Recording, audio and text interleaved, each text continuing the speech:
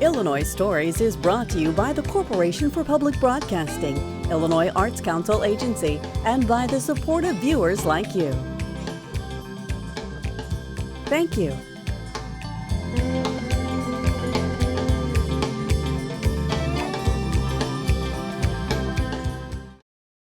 Hello, welcome to Illinois Stories. I'm Mark McDonald in Rushville at the Kerr Home Center.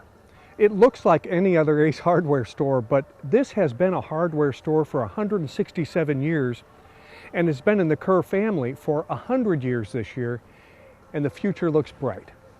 Tom Kerr, you don't get a feeling for the size of this store from the outside because it looks like one little skinny storefront, and then you come into the hardware store and you can walk seemingly forever through this place, and it goes on and on and on. It does look like a narrow hallway. It does, doesn't it? Yeah. Very deceiving. But it's an entire block, isn't it? Yeah, it takes and up your the city store, block. your home center goes clear back to the other block, and you use all the space. It's all undercover, and you use it all. Use every bit of it. Yeah. Plus, we have a storage facility across the street. We're in an area where you actually make paint for folks, and you can see she's mixing up some paint right now.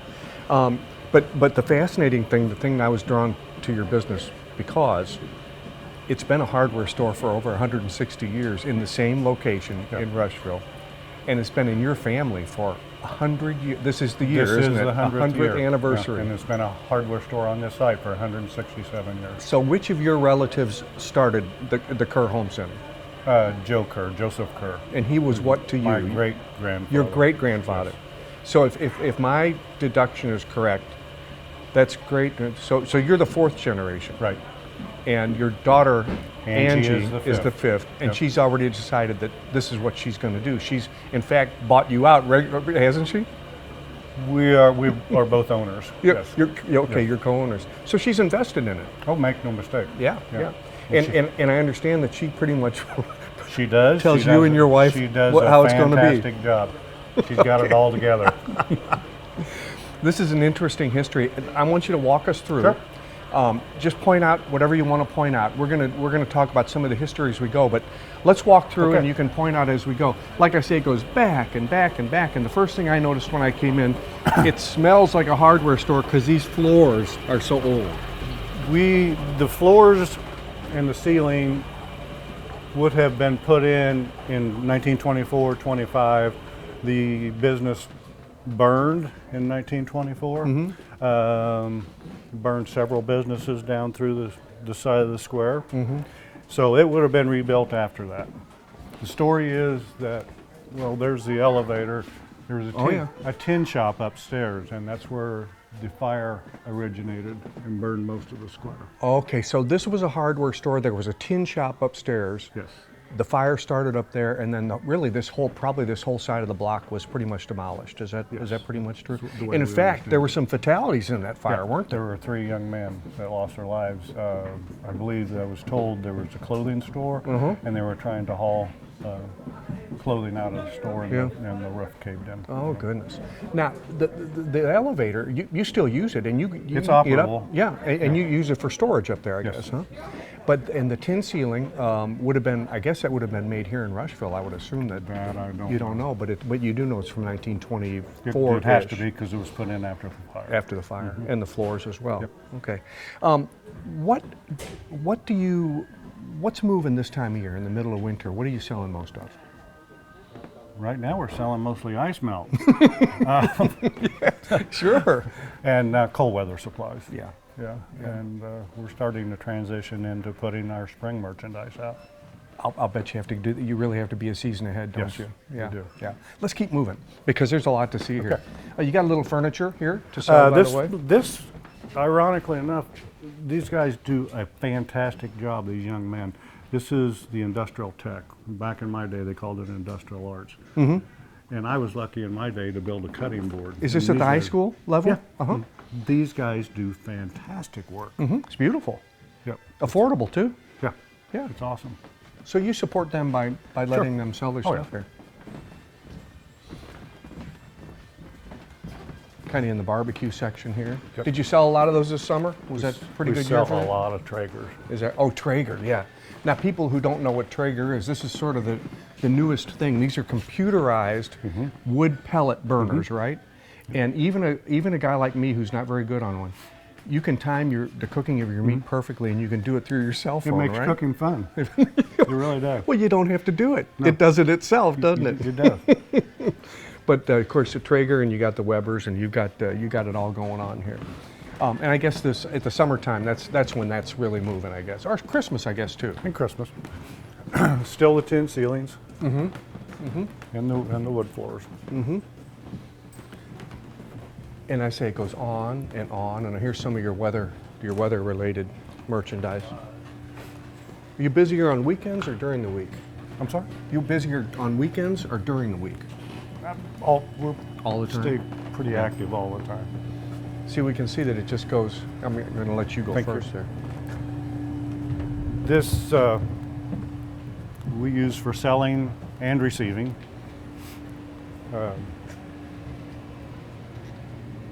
They used to have farm implements back here. This is where I guess if you're contractors or people that are buying things in large quantities, they pull it back here. Is that what they do? Yes. And the old beams are still there. We've put a ceiling in. I've got pictures that show before it had a ceiling in it. So this is all original. You just put a false ceiling. in. Yeah. And there used to be a door, a big wooden door. That's how they got the implements in and out. And what I'm told was there was a dock outside, and that's where they loaded. How many people do you employ? Anywhere from 12 to 14. Is that right? Are they full-time folks? Full and part-time. No kidding. Yeah. 12 to 14. Where's the nearest big hardware store? Probably Macomb. In Macomb. So we're talking about 30 miles away. Yeah. And there's a couple hardware stores in Beardstown. Yeah. But it's a tough business to stay in, isn't it? With the big boxes that have sort of taken over. Yeah, big box stores and online shopping. You know what I find interesting too, not only that it's been in the family for 100 years and it's been a hardware store all those years, but small businesses in rural towns have a very difficult time. It is tough. And if you drive around rural towns, you'll see that on the square there's about as many vacancies as there are running businesses. How have you been able to survive? With a daughter like Angie, seriously, and a lot of hours. Yeah. But Angie and I work well together. We get along great, and you just do it. How long have you been doing it? 38 years. 38 years. Are you about ready to retire? Well, I tried that once and it didn't work out too well. So no. And to answer your question, I'm not ready to retire. Yeah. We're really enjoying it right now. Do you mind me asking how old you are? 62. 62. Okay. Well, yeah. You know, if you're in good health at 62, you got enough energy to keep running a business for a while, don't you? Okay. During this program, it's going to be interesting. We're going to meet a fella who worked for your dad or your grandpa, I guess, back in the 40s. Yeah. He was a kid that would come in on Saturdays and work, and he still shops at your store. He still lives here in Rushville. Your daughter Angie, who is your partner now, we're gonna talk to her. We're also going to get a chance to see some of these historical photos you were telling us about, and take a look back at the building before and after the fire, and sort of learn a little bit more about the history. Okay, sounds good. Thanks, Tom. Thank you. Larry Paisley, I learned about this store from you. Right. And you have a long history with Kerr Home Center, don't you? Right, I do. Tell me about it. Well, back when I was probably 10 to 12 years old, around 46 in that area, Louis Kerr, Dad and Louis were good friends, and Louis wanted us to come in, bring me in and work on Saturdays for him. Well, I done everything. I swept the floors, I helped get the nails out. I ran the old elevator up and down, would take the merchandise up in the upstairs, and I had a lot. It was a lot of fun for me and a lot of good experience. But it's just so much history here in Kerr Hardware, and I think that they deserve a lot of good for the city of Rushville. They've been here so long. Absolutely. I mean, and it's hard to keep a business going these days in a small town. It is. And they've been here, this is their 100th year this year. And before that, it was Kerr and Perot. So it's been in the Kerr family for probably 160 years, really. Yeah, yeah. Hey, one of your jobs was weighing out nails. Now, Right. most of us who go into hardware stores now, we find everything's pretty much prepackaged, right? Prepackaged, And correct. you get 100 nails whether you want 100 or not, right? Right. But it used to be you would weigh them out when you were a kid working here, Right. And they were in drawers. Yeah, weren't they were in drawers. There was like 3 drawers under the cabinet. You pull them out. We take this pan off this old scales, and I'd hold them under the drawers, and I'd reach in there and rake them out in here. And that's what that tool's made for. isn't This it? is what this is made for.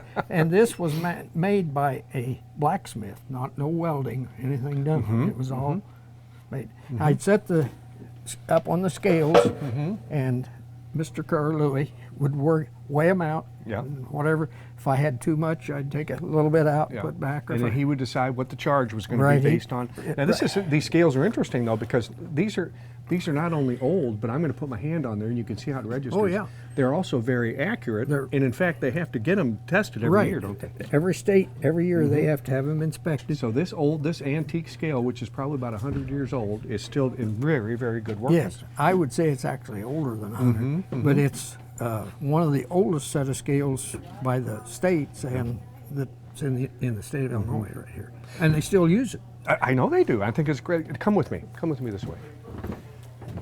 This is now. They weigh a lot of grass seed, things like that. Okay, sure, out sure. Or they don't have the name. Back in your day, Right. that would have been open. Well, And there was a loading dock there, right? Right. There was a big door and a walk door. Then there was a loading dock out there that was pretty good size. And it was probably this high, 3 foot off the ground. And they'd back up there and they'd load stuff off of the dock. At one time, they had all of our tractors out there. That would have had to been probably in a 39, 40. You were a little kid then. I was a little kid. But you remember because you got all excited about Oh, seeing tractors. when I come to town with Dad, he'd bring in the grocery shop or whatever. Yeah. And going by and seeing a tractor, I was excited. Oh man, a big red shiny tractor. Yeah, and I don't think they kept the Oliver line too long. I don't know how long.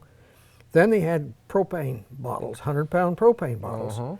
And somebody that was going from a wood cook stove, they'd put in a gas stove, and they would bring the propane bottles in the stand. Yeah. You put them on and hook up that to your gas, and that was something for the ladies, because from wood they didn't have to go just turn the burner on and light it. That would have been, not to have start a fire, keep a fire going all day long. And Yeah.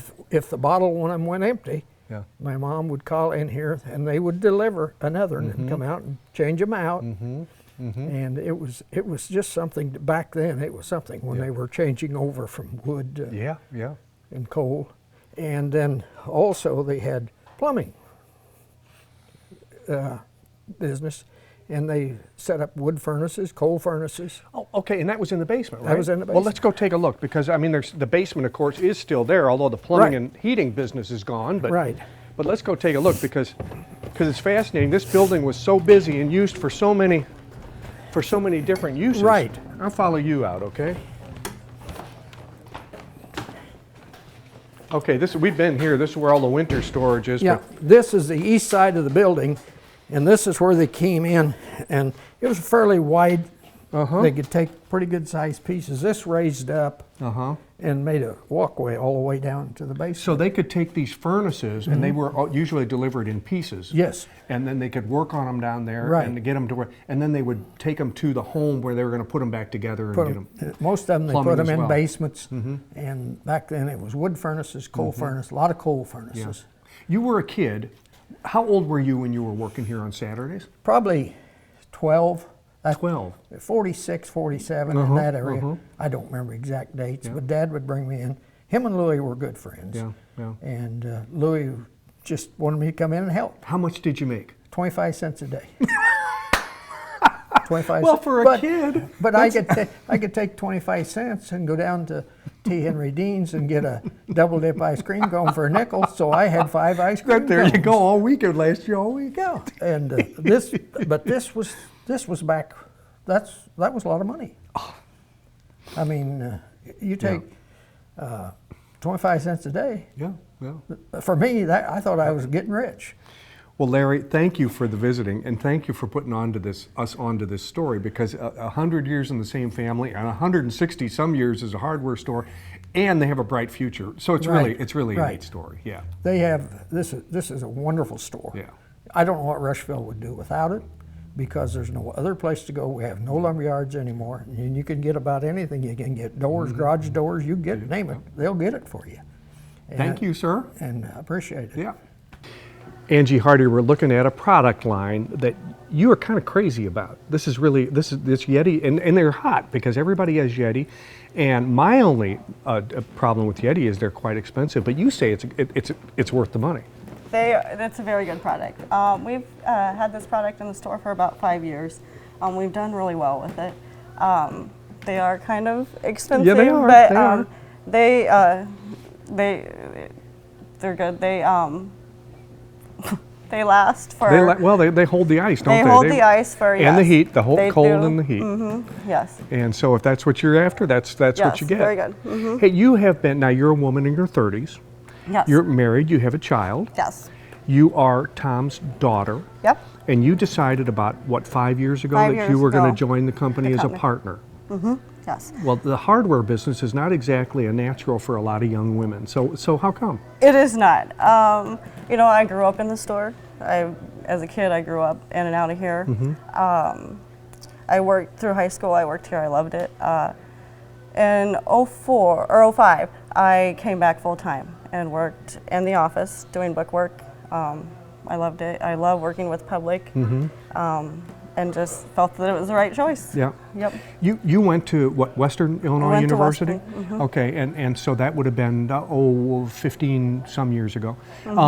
And you actually did, your major was agriculture and business, right? So this is In kind of 04. a natural for you. It is. Do you Yes. relate well with your customers? I mean, is that Very well. Really? Yeah. I mean, folks who work out on the farm, or folks or contractors, those kind of folks you feel natural and right at home with them. Yes. Yes. This, as we saw with your dad, this building looks really tiny from the outside, but when you get in, it goes on It's and big. on and Yes. on. Very One of distinct. the things that I would think would be a difficulty would be keeping all the inventory and keeping the shelves stocked. Is that a constant issue? Not really. I got a lot of good help. Yeah. A lot of good employees. It's a daily routine we go, and the employees are really good. They help me. You just make it work. We make it work. Yeah. Computers have helped a lot. haven't they? Computers help a lot. And you're good with them, so that helps. Yes, computers help a lot, but we do double check. Make sure everything runs right. But we have reports that run every day that really help us. a I lot. would think too, not only with the inventory, but staying ahead of the seasonal stuff. Because we saw some of the, today of course it's snowing outside, and the ice melt, and snow shovels and snow throwers and all that. But you have to be seasons ahead of that, don't you? You can't just Yes. catch up today for what's going on yes. today. We are, for this year, I've already ordered Christmas stuff for next year. We're already ordered winter clothes for next year. Winter clothes for 2021. For 2021, yes. And it's still, yes, we still have them out for this year. But the ice melt and stuff, we always are well prepared. You never know what the winter is going to Yeah. be like. But we always, we stock up and. But Christmas 2020 is already ordered. You've already For got that behind you. 2021. Spring, winter of 2021. Spring, you haven't done spring yet of 2021, have No, you? Okay. no, But you're probably no. working on that.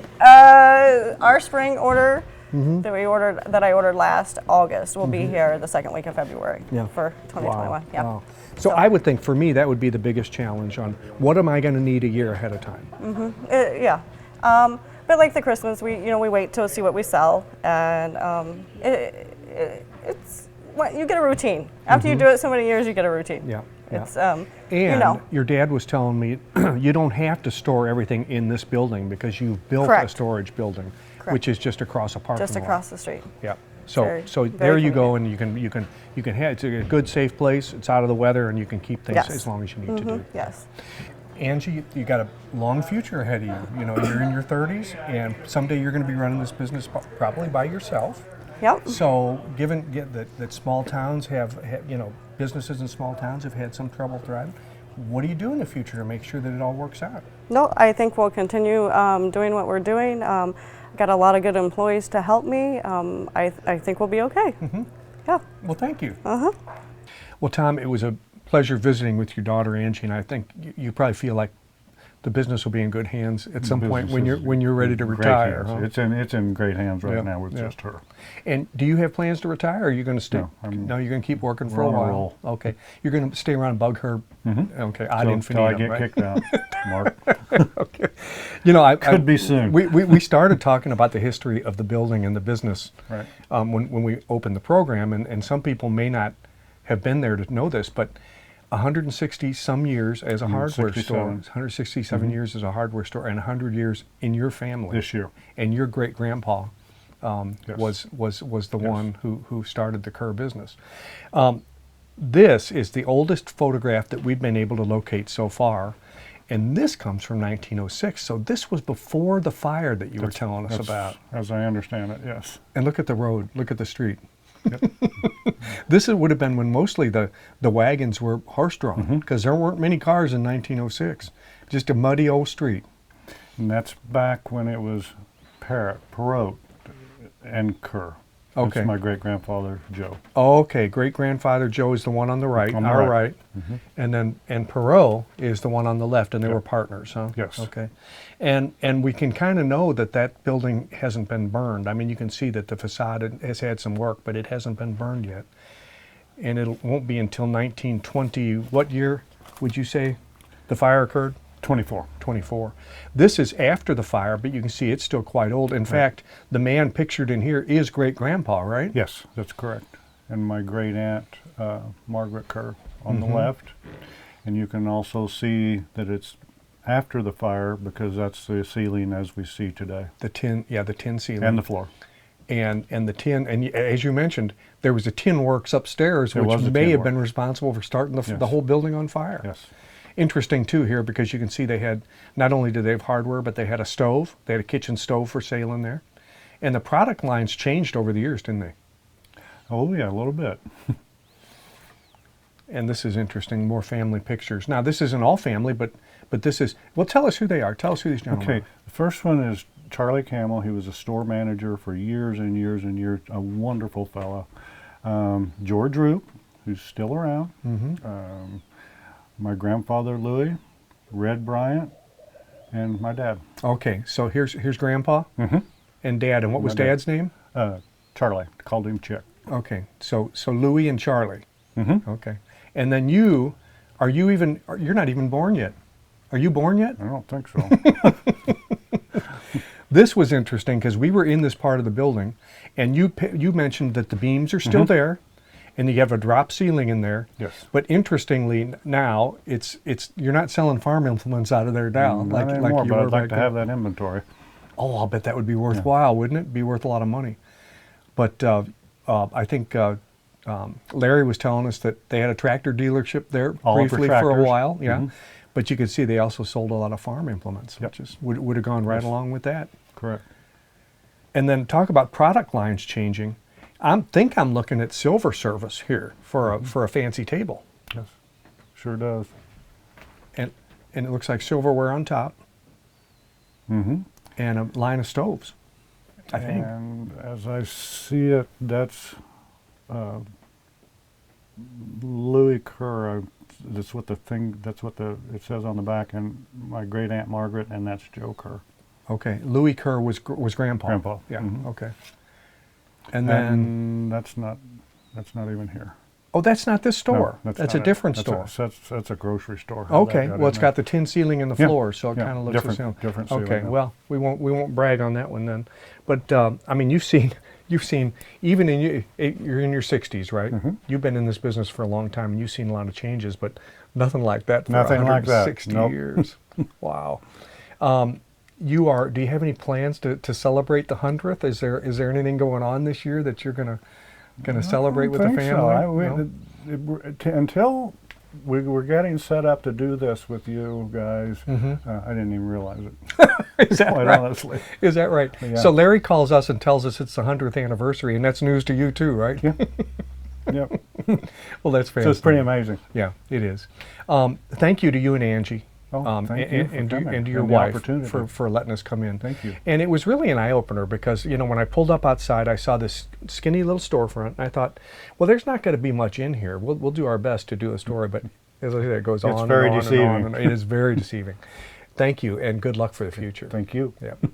And we hope you've enjoyed this look. And I mean, this story was very appealing to us because for a rural town the size of Rushville, it's usually stores that are going out of business and make the news, not stores that have celebrated their 100th anniversary in the same family and with a 6th generation taking over. With another Illinois story in Rushville, I'm Mark McDonald. Thanks for watching.